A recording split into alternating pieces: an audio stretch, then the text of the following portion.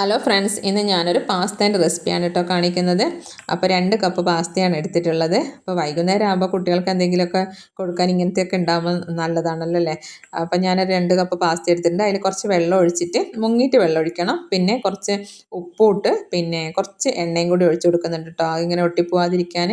എന്നിട്ട് നന്നായിട്ട് വേവിച്ചെടുക്കുകയാണ്. അപ്പോൾ ഇടയ്ക്കിടയ്ക്ക് ഒന്ന് ഇളക്കി കൊടുക്കണം, ഇല്ലെങ്കിൽ അത് ഒട്ടിപ്പോയ പോലെ ഉണ്ടാവും അടിയിൽ, പാത്രത്തിൻ്റെ അടിയിൽ. അപ്പോഴേക്കും തന്നെ അപ്പുറത്ത് അടുപ്പിൻ്റെ മുകളിൽ ഞാനൊരു ചീനച്ചട്ടി വെച്ചിട്ട് അതിൽ ഒരു 3-4 അല്ലി വെളുത്തുള്ളി, ഒരു കഷ്ണം ഇഞ്ചിയും കൂടി ഒന്ന് പിന്നെ എണ്ണയിൽ മൂപ്പിച്ചെടുക്കുന്നുണ്ട്. അപ്പോഴേക്കും ഇതിങ്ങനെ ഇടയ്ക്ക് ഇളക്കി കൊടുക്കുകയും ചെയ്യുന്നുണ്ട് കേട്ടോ.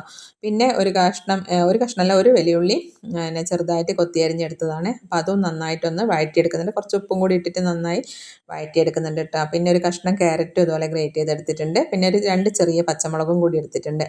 അപ്പോൾ അതൊക്കെ നന്നായിട്ടൊന്ന് പിന്നെ വഴറ്റിയെടുക്കുകയാണ്. പിന്നെ കുറച്ച് പെരിഞ്ജീരകം ഒന്ന് ചതച്ചിട്ട് അതും കൂടി ഇട്ട് കൊടുക്കുന്നുണ്ട് കേട്ടോ. പെരിഞ്ജീരകത്തിൻ്റെ പൊടിയൊക്കെ ആക്കിയിട്ടുണ്ടെങ്കിൽ അതായാലും കുഴപ്പമില്ല, ഞാൻ ചതച്ചിട്ടാണ് ഇട്ട് കൊടുത്തിട്ടുള്ളത്. ഇത് നന്നായിട്ട് വഴറ്റിയതിന് ശേഷം പിന്നെ ഞാനൊരു ഒരു തക്കാളി, ഒരു മീഡിയം സൈസ് തക്കാളിയും കൂടി ഇടുന്നുണ്ട്. നിങ്ങളുടെ അടുത്ത് ക്യാപ്സിക്കൊക്കെ ഉണ്ടെങ്കിൽ ക്യാപ്സിക്കൊക്കെ ഇടാം.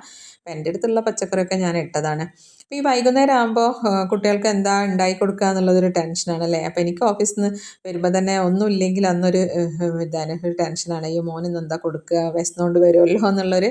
അപ്പോൾ ഇങ്ങനെ ചിലപ്പോൾ എന്താക്കും, ഞാൻ സാധനം വാങ്ങുമ്പോൾ മാഗിയോ മക്രോണിയോ അങ്ങനെ പിന്നെ എന്തെങ്കിലും പാസ്തയൊക്കെ ഒരു പാക്കറ്റ് അവിടെ വാങ്ങി വെക്കും. അപ്പോൾ ഈ രാവിലത്തെ പലഹാരത്തിൻ്റെ കൂട്ടൊന്നും ബാക്കിയില്ലെങ്കിൽ, അല്ലെങ്കിൽ എന്തെങ്കിലും നമുക്ക് പാലൊന്നും ഇല്ലാത്ത ദിവസമാണെങ്കിൽ ചിലപ്പോൾ ഇങ്ങനത്തെ എന്തെങ്കിലും ഉണ്ടാക്കി കൊടുക്കുക ചെയ്യുക. പിന്നെ അത് അപ്പോഴേക്കും തന്നെ അത് നന്നായിട്ട് വെന്തിട്ടുണ്ടായിരുന്നു. പിന്നെ ഞാൻ പാസ്തയും വെന്തു. അപ്പോൾ പിന്നെ അതൊരു ഓട്ടപാത്രത്തിലേക്ക് ഇട്ടിട്ട് അതിൻ്റെ വെള്ളമൊക്കെ ഊറ്റിക്കളയാണ് കേട്ടോ.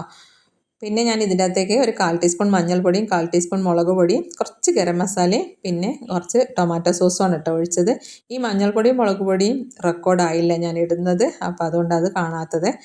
പിന്നെ അപ്പോൾ കുറച്ചൊരു 1/4 ഗ്ലാസ് വെള്ളവും കൂടി ഒഴിച്ചിട്ട് നന്നായിട്ടത് തിളപ്പിച്ച്, ഞാൻ ഉപ്പ് നോക്കുമ്പോൾ കുറച്ച് ഉപ്പ് കുറവ് തോന്നി. അപ്പോൾ ഞാൻ കുറച്ച് ഉപ്പും കൂടി ഇട്ട് കൊടുത്തിട്ടുണ്ട്.